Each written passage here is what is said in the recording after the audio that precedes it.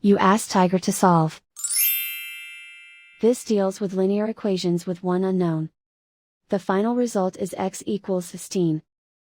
Let's solve it step by step. Simplify the expression.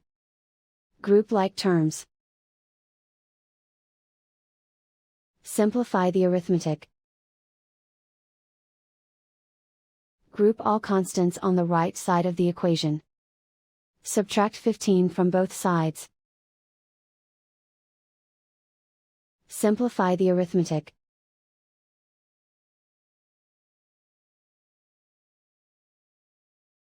Isolate the x. Divide both sides by 9.